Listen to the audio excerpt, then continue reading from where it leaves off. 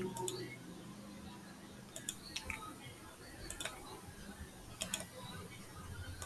And welcome to new BAPSH।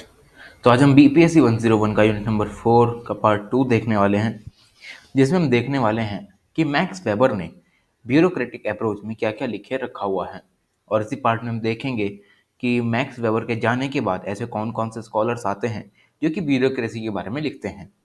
तो शुरुआत करते हैं मैक्स वेबर से। तो मैक्स वेबर का सबसे ज़्यादा इन्फ्लुएंस रहता है सोशियोलॉजिकल एनालिसिस ऑफ ब्यूरोक्रेसी पे। अब मैक्स वेबर का कहना होता है कि हमें ब्यूरोक्रेसी का सोशियोलॉजिकल एनालिसिस करना चाहिए ताकि हमें पता चले कि उसका क्या रिलेशन है ऑर्गेनाइजेशनल डायमेंशंस और पॉलिटिकल में। ठीक है, मतलब पॉलिटिक्स और ऑर्गेनाइजेशन डायमेंशंस में ब्यूरोक्रेसी की क्या क्या रिलेशनशिप्स हैं। तो मैक्स वेबर का कहना होता है कि अगर हमने सोशियोलॉजिकल एनालिसिस कर लिया, सोसाइटी के सारे डायनामिक्स को समझ लिया, तो ही ब्यूरोक्रेसी जो है वो अच्छे से काम कर पाएगी। क्योंकि अल्टीमेटली यही जो सोसाइटी है वो एक बेसिक यूनिट रहेगी ब्यूरोक्रेसी के कांटेक्ट की, क्योंकि जो यही ब्यूरोक्रेट्स होंगे वो सोसाइटी के पास जाएंगे, उनकी दिक्कतें सुनेंगे और उन्हें सॉल्यूशन बताएंगे। तो मैक्स वेबर यहाँ से अपनी शुरुआत करते हैं। उसके बाद मैक्स वेबर ये कहते हैं कि अगर हमें पता करना है कि कौन सी सोसाइटी ट्रेडिशनल है या कौन सी सोसाइटी मॉडर्न है, तो उसमें कहते हैं कि रेशनलाइजेशन का प्रोसेस जो है वो एक डिटर्मिनेंट फैक्टर है कि एक सोसाइटी ट्रेडिशनल है और दूसरी मॉडर्न है। उसके बाद देखते हैं कि मैक्स वेबर की शुरुआत कैसे होती है ब्यूरोक्रेसी में लिखने की।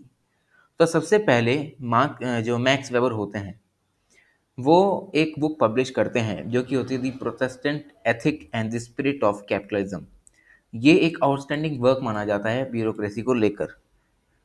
ठीक है, मतलब ये एक ऐसी किताब होती है जो कि एक अंडरस्टैंडिंग सोर्स माना जाता है कि कैसे मॉडर्न कैपिटलिस्ट सिस्टम में ब्यूरोक्रेसी का इमरजेंस होता है। तो इसकी स्टडी को स्टार्ट करने से पहले जो मैक्स वेबर होते हैं वो सबसे पहले हेगल और जो कार्ल मार्क्स हैं उनकी स्टडीज़ को फॉलो करते हैं। तो जहाँ हेगल कहते हैं कि जो स्टेट एडमिनिस्ट्रेशन है उसको एक ऐसा इंस्ट्रूमेंट यूज़ करना चाहिए जिससे कि जनरल विल लोगों की वो उसे पूरा कर सकें, मतलब लोगों के हित के लिए काम करें। हेगल के अकॉर्डिंग ये आइडियलिज्म कहलाता है। मतलब हेगल कहते हैं कि एक आइडियल ब्यूरोक्रेसी को ऐसा होना चाहिए। लेटर ऑन मार्क्स आगे आते हैं और हेगल की बात से डिसएग्री करते हैं और मार्क्स से कहते हैं कि कैपिटलिस्ट जैसी सोसाइटी में ऐसा कभी हो ही नहीं सकता कि लोगों की जनरल विल के लिए काम किया जाए, बल्कि स्टेट ब्यूरोक्रेसी को एज एपरेटस यूज़ करती है ताकि जो इकोनॉमिकली डोमिनेंट क्लास है वो उनके जो इंटरेस्ट हैं उसको सर्व कर सके। तो कहीं ना कहीं वेबर को भी मार्क्स की बात सही लगती है। वेबर एग्री करते हैं मार्क्स की कंटेंशन से कि स्टेट की ब्यूरोक्रेसी जो है वो एक एपरेटस के तौर पे ही काम करती है और जो इकोनॉमिकली डोमिनेंट क्लास होती है सोसाइटी में वो उनका डोमिनेंस यहाँ पर बना के रखती है। तो उसी के बाद से ही जो वेबर होते हैं वो ब्यूरोक्रेसी के आइडियाज़ को यहाँ पर देने लगते हैं। तो सबसे पहला जो सेंट्रल आइडिया होता है वेबर की ब्यूरोक्रेसी का वो ये होता है कि हमें सिर्फ मैनेजर्स को गाइडलाइन नहीं देनी है बल्कि इससे बियॉन्ड भी जाना है। वेबर कहते हैं कि अगर हमें ब्यूरोक्रेसी का डोमिनेशन बना के रखना है तो उसमें हमें नॉलेज की ज़रूरत है। अब नॉलेज भी यहाँ पर दोनों तरीके की चाहिए। सबसे पहली तो हो गई हमारी टेक्निकल नॉलेज और दूसरी होगी नॉलेज ऑफ द कंट्रीट फैक्ट, कि मतलब हमें सारे फैक्ट्स की नॉलेज होनी चाहिए जो कि लेस्टिमेट बनी रहें और दूसरे फॉर्म्स ऑफ डोमिनेंस हैं सुपीरियर बनी रहें। इस पॉइंट में वेबर ये कहते हैं कि ब्यूरोक्रेसी में जो हमें ब्यूरोक्रेट्स चाहिए उनके पास नॉलेज होनी ही चाहिए। नॉलेज के बेस पर यहाँ पर डोमिनेंस होगा, ना कि कोई अगर किसी के पास ज़्यादा पैसा है वो ब्यूरोक्रेसी को डोमिनेट करे। उसी के बाद से ही जो वेबर होते हैं वो आगे अपनी जो स्टडी होती है आइडियल टाइप ऑफ ब्यूरोक्रेसी उसको आगे बढ़ाते हैं। तो हिस्टोरिकल इवेंट्स और पैटर्न्स और डोमिनेंस एंड एडमिनिस्ट्रेशन को देखते हुए जो वेबर होते हैं वो ब्यूरोक्रेसी को ह्यूरिस्टिक लाइंस पर यहाँ पर बनाते हैं कि ब्यूरोक्रेसी को कैसा होना चाहिए। Heuristic understanding became the means of demonstrating historical change from traditional to modern authority. Heuristic जो अंडरस्टैंडिंग होती है उससे वेबर ये कहते हैं कि हमें ये पता लगता है कि जो सोसाइटीज़ हैं वो ट्रेडिशनल से कैसे मॉडर्न में ट्रांजिस्ट करती हैं, हमें ह्यूरिस्टिक लाइन से ही पता चलता है। अपने कंसेप्ट ऑफ ब्यूरोक्रेसी में वेबर ये कहते हैं कि अगर हमें ब्यूरोक्रेसी को अच्छे से चला के रखना है तो कुछ कंसेप्ट्स का या कुछ कंपोनेंट्स का होना बहुत ज़्यादा ज़रूरी है। जो कि है सबसे पहले फॉर्मेलिटी, सेकंड है कॉन्टिन्यूटी, स्फीयर ऑफ कॉम्पिटेंस, मतलब सबको अच्छे से काम करने का मौका मिले, ठीक है, हायरार्की बनी रहे प्रॉपर, और एक मेरिट बेस्ड यहाँ पर रिक्रूटमेंट हो, मतलब मेरिट के बेस पर, कंपटीशन के बेस पर यहाँ पर ब्यूरोक्रेट्स को चुना जाए। तो इन सभी से जो वेबर हैं वो कहते हैं कि ब्यूरोक्रेसी अच्छे से काम कर सकती है। और उसके बाद वेबर कहते हैं कि ब्यूरोक्रेसी का काम होना चाहिए कि अपनी एफिशिएंसी को मैक्सिमाइज करने का, मतलब जो ब्यूरोक्रेट्स हैं वो अपनी एफिशिएंसी को मैक्सिमाइज करें ताकि जो इम्प्लॉयज़ हैं वो अपनी ऑप्टिमम परफॉर्मेंस यहाँ पर दे सकें अच्छे से काम करके।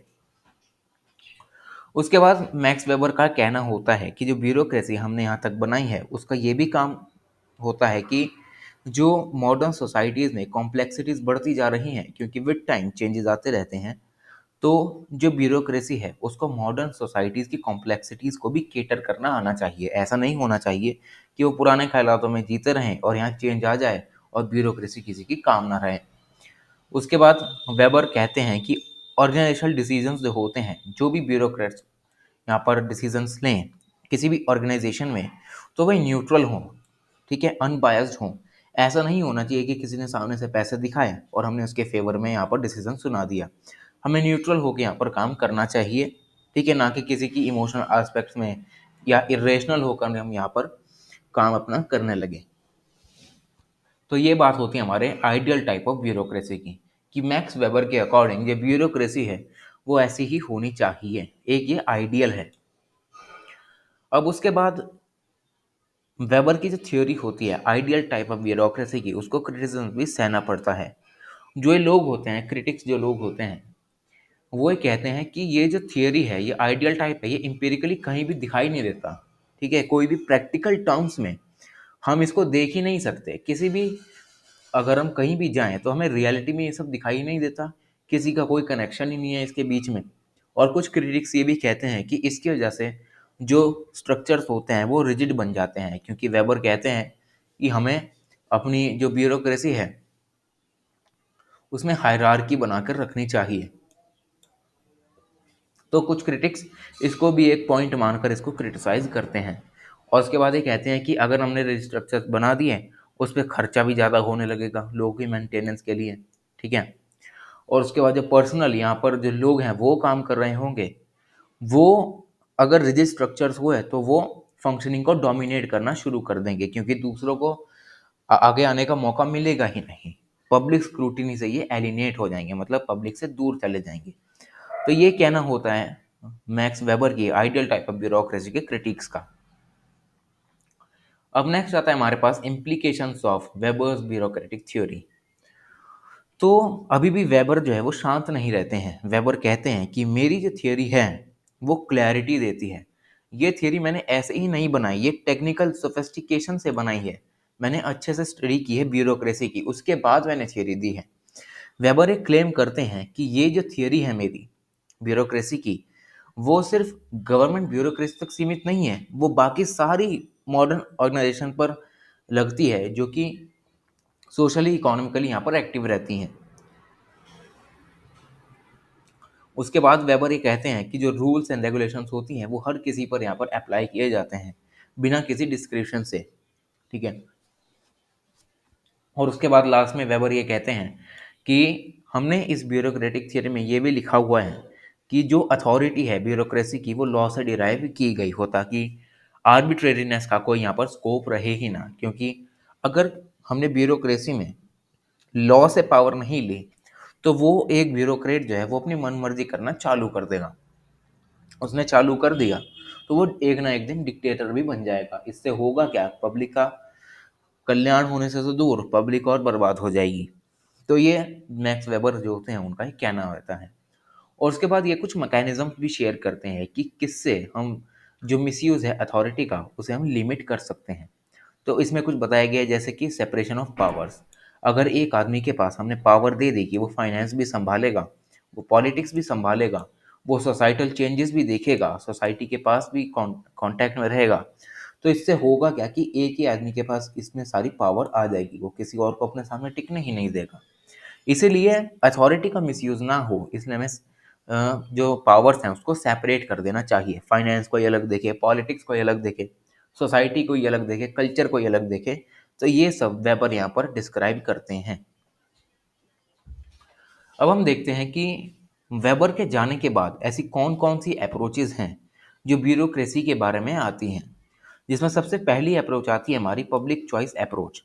जो पब्लिक चॉइस अप्रोच होती है उसका ये कहना होता है कि क्या ये जो ब्यूरोक्रेट्स हैं वो सच में लोगों के इंटरेस्ट के लिए काम करते हैं। ठीक है, इसमें यहाँ पर इसको क्वेश्चन किया जाता है।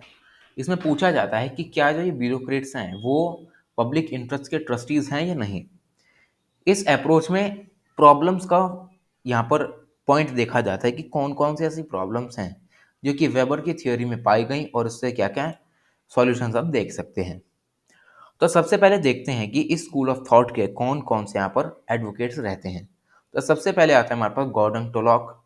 गॉर्डन टोलॉक के बाद आता है जेम्स बुकैनन। उसके बाद आता है विलियम निस्केनन। तो ये तीन लोग जो होते हैं वो यहाँ पर इसके स्कूल ऑफ थॉट के एडवोकेट्स बनते हैं। तो उसके बाद जो टुलॉक होते हैं, टुलॉक ये कहते हैं कि जो प्राइमरी मोटिवेशन होता है ब्यूरोक्रेट्स का वो ये होता है अपने करियर में अपने पर ही फोकस करें, पब्लिक के पास ना जाएं। ठीक है, टुलॉक से कहते हैं कि जो ब्यूरोक्रेट्स होते हैं ना वो वन सेल्फ को ही प्रमोट करते हैं, वो सिर्फ अपने आप को प्रमोट करते हैं, किसी और चीज़ को प्रमोट वो करते नहीं, वो सिर्फ अपने आप अपने ऊपर ही ध्यान देते हैं। अब एक ब्यूरोक्रेट अगर खुद पे ध्यान देने लगेगा पब्लिक के पास जाएगा नहीं, क्योंकि अल्टीमेटली जो ब्यूरोक्रेसी उसका काम ही यही है कि ग्राउंड लेवल पे जो भी लॉज हैं, रूल्स एंड रेगुलेशंस हैं उसको इम्प्लीमेंट करें पब्लिक के बीच में। और वही ब्यूरोक्रेट अगर खुद में ही खोया रहेगा, ठीक है, खुद सोचेगा कि मैं यहाँ से कितना पैसा कमा लूँ, यहाँ से कितनी ऐंठ लूँ, तो उससे होगा क्या कि ब्यूरोक्रेटिक डिस्फंक्शन यहाँ पर बढ़ने लगेंगे। जैसे कि इनएफिशिएंसी हो जाएगी ब्यूरोक्रेसी में, इनर्टनेस हो जाएगी, इनएक्शन, किसी भी तरीके का कोई एक्शन नहीं लिया जाएगा और करप्शन तो बढ़ेगा ही बढ़ेगा और रिजिडिटी भी बढ़ जाएगी। क्योंकि एक जो ब्यूरोक्रेट है उसने सारी पावर अपने हाथ में ले ली तो वो किसी को अपने पास आने थोड़ी ना देगा, वो दूसरों को भगाएगा ही। तो ये टोलॉक जो है कहते हैं।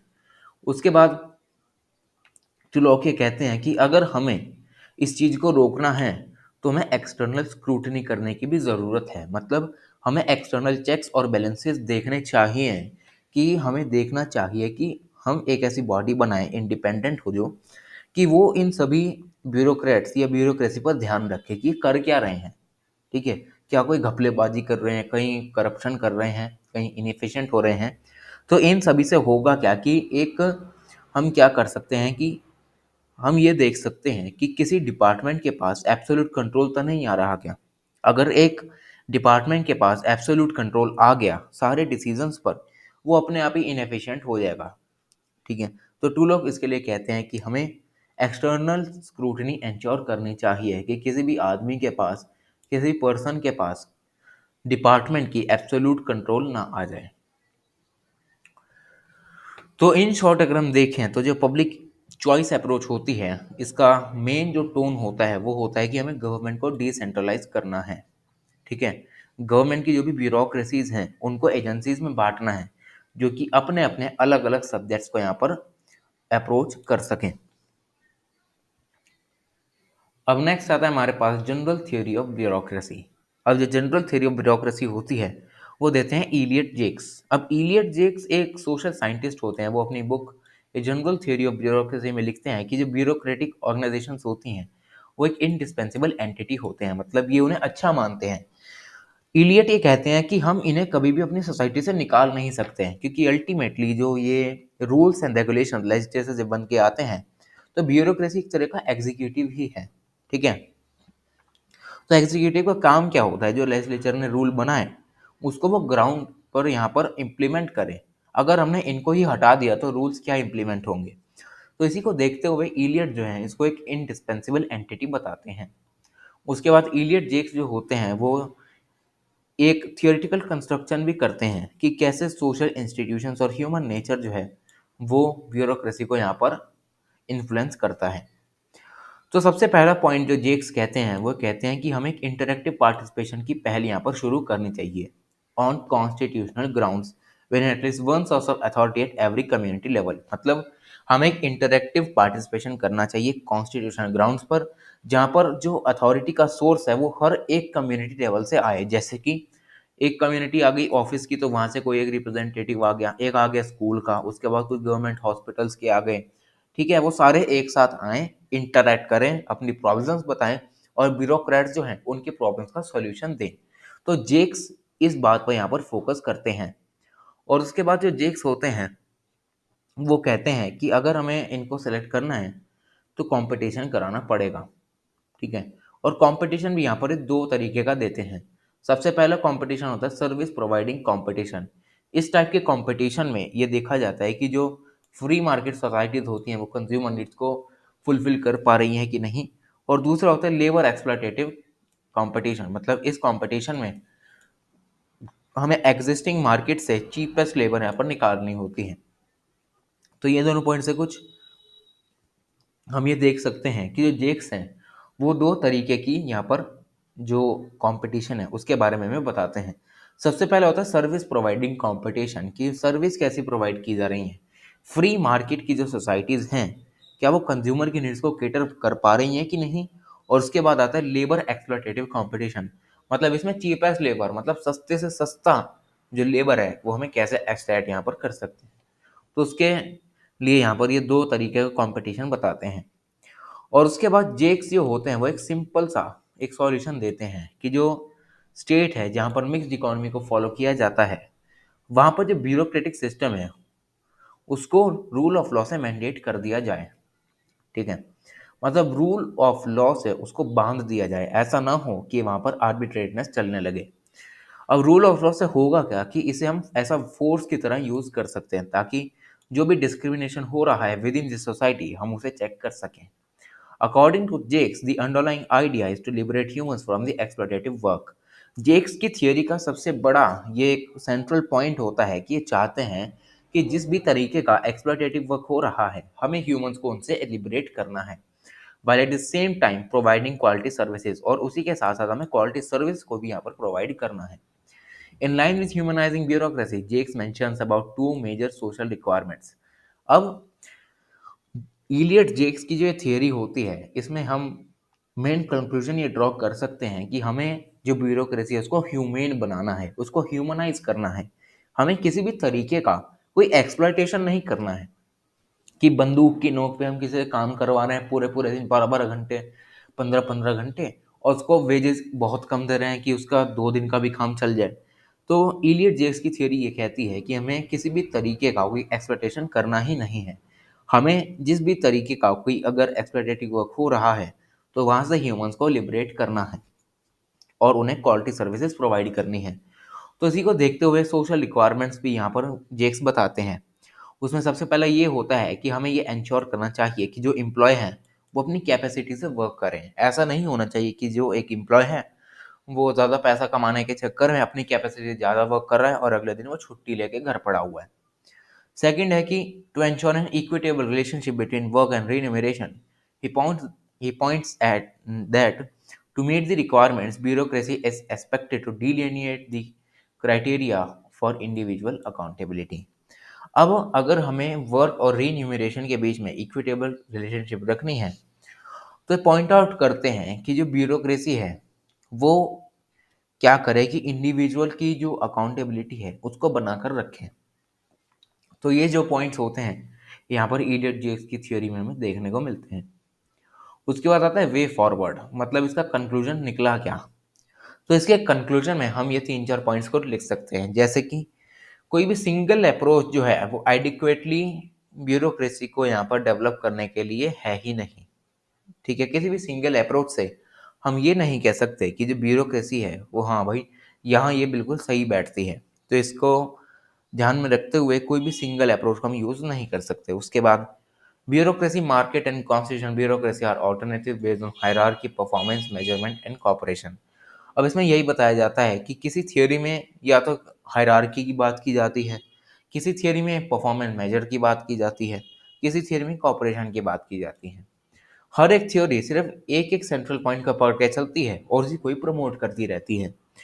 तो हम कंक्लूजन में ये लिख सकते हैं कि जो ब्यूरोक्रेसी है वो एक ऐसी एंटिटी है जिसमें हायरार्की, परफॉर्मेंस मैनेजमेंट और जो कॉपरेशंस हैं वो उसमें होने ही चाहिए। अगर एक भी इनमें से मिसिंग है तो वो ब्यूरोक्रेसी किसी काम की नहीं है।